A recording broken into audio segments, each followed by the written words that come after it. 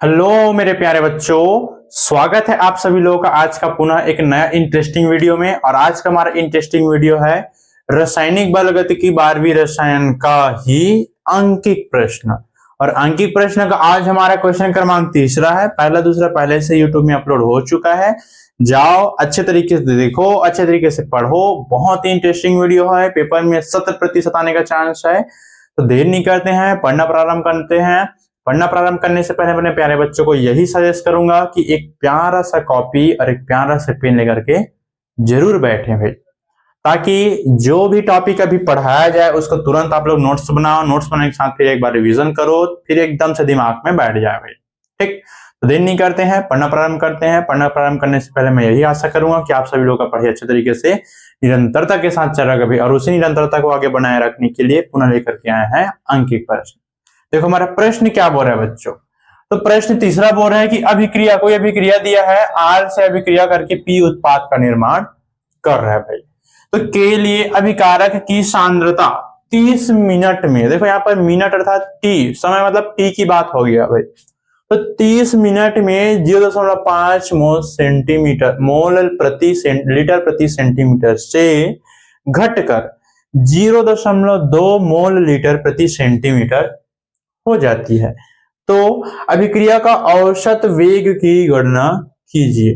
तो पहला हमारा कार्य क्या रहेगा बच्चों, जो भी वैल्यू दिया गया उसको हम लोग मान को रखते हैं।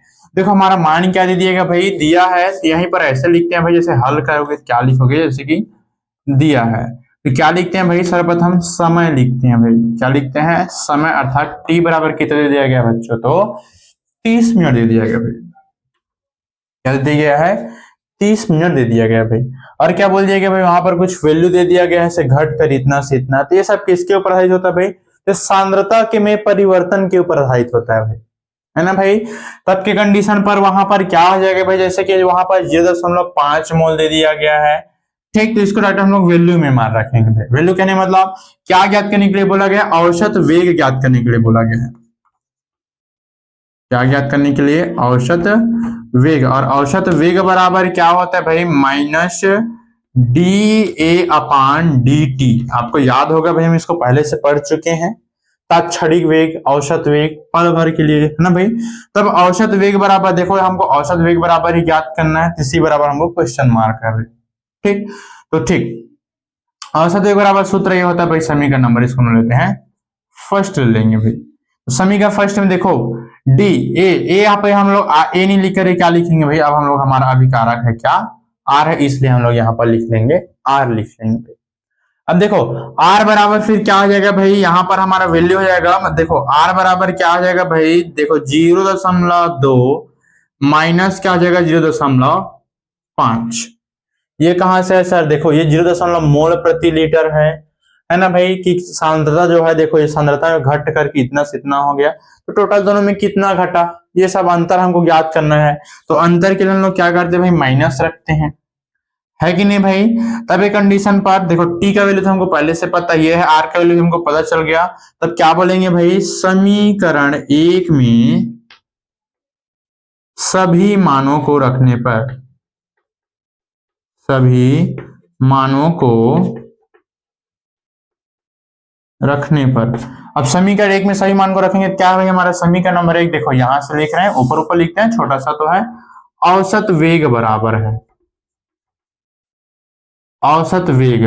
तो औसत वेग बराबर क्या है भाई, माइनस डी। तो देखो डी टी के स्थान पर ही हम लोग क्या लिखेंगे भाई, ब्रैकेट कर लेते हैं, 0.2 माइनस 0.5, पूरे का बटा कितना दे देंगे भाई, डी टी। तो डी टी का वैल्यू कितना है हमारा, 30 है भाई। कितना है तो बच्चों, 30 है भाई। अब जैसे कि आगे बढ़ेंगे, औसत वेग बराबर क्या हो जाएगा भाई, देखो अब 5 में से कितना घटेगा भाई, 2 घटेगा, तो कितना बच जाएगा सर, 3 बच जाएगा। तो माइनस का चिन्ह बाहर में रखेंगे, तो क्या हो जाएगा भाई, 5 में से 2 घटेगा तो यहाँ पर 3 बच जाएगा, दशमलव हो गया, 0 हो गया भाई। और बटे में क्या हो गया भाई, यहाँ पर 30। और बात आता है, देखो प्लस माइनस किसका चिन्ह रहेगा यहाँ पर, तो माइनस का चिन्ह रहेगा भाई। क्यों, क्योंकि यहाँ पर 0.5 बड़ा है इसलिए। ठीक, जैसे ही ये ब्रैकेट खुलेगा तो प्लस और माइनस का आ जाएगा भाई, प्लस हो जाएगा, और यहाँ पर 3 और ये हो जाएगा हमारा 30 हो जाएगा भाई। अगर हम इसका दशमलव हटाना चाहेंगे तो कैसे हटाएंगे बच्चों, दशमलव हटाने के लिए फिर क्या करेंगे भाई, यहाँ पर 3 लिख देंगे, है कि नहीं भाई। और नीचे फिर क्या कर देंगे भाई, ये क्या हो जाएगा हमारा 30 गुणा दशमलव के स्थान पर 1 और वहां पर क्या लिख देंगे भाई 0। ठीक, हमको पता है दशमलव कैसे हटाते हैं। दशमलव के स्थान पर 1 लिखते हैं, दशमलव के बाद राइट हैंड साइड पर जितने भी अंक होते हैं उतना हम लोग क्या लगाते हैं बच्चों, शून्य पे 0 लगाते हैं भाई। देखो 3 एकम 3 और ये 3 एकम 3 और 3 शून्य 0।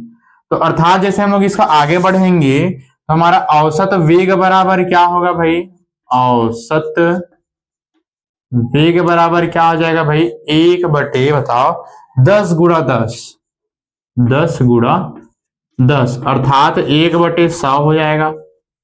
होगा कि नहीं भाई। अब देखो इसको हम लोग दो रूप से लिख सकते हैं, क्या लिख सकते हैं, 1 बटे 10 की घात 2 भी लिख सकते हैं, लिख सकते हैं कि नहीं।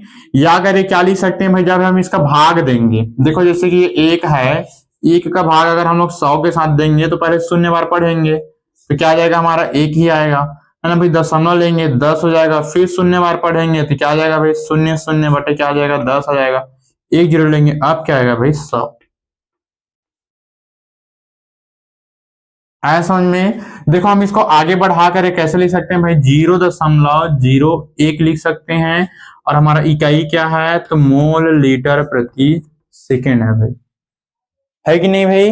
और सेकंड में क्या बोल दिया, जैसे कि अगर ये है तो अगर हम इसको अगर हम ऊपर चढ़ाकर लिखेंगे, जब 10 की घात 2 नीचे में है तो ऊपर चढ़ाकर लिखेंगे तो क्या आ जाएगा भैया 1 गुणा 10 की घात -2 हो जाएगा और ये क्या आ जाएगा भाई मोल लीटर प्रति सेकंड। अब सर ये 1 कहां से आया, तो 10 की घात -2 लेके थोड़ा अजीब दिखता इसलिए सामने पर 1 लिखती है फिर, क्योंकि देखो इसका गुणा होगा तो मतलब तो वही होगा ना, होगा कि नहीं। तो यही दोनों हमारा क्या चीज का आंसर है भाई, तो औसत वेग का आंसर। अब दोनों कहने मतलब दोनों का मतलब सेम है ना,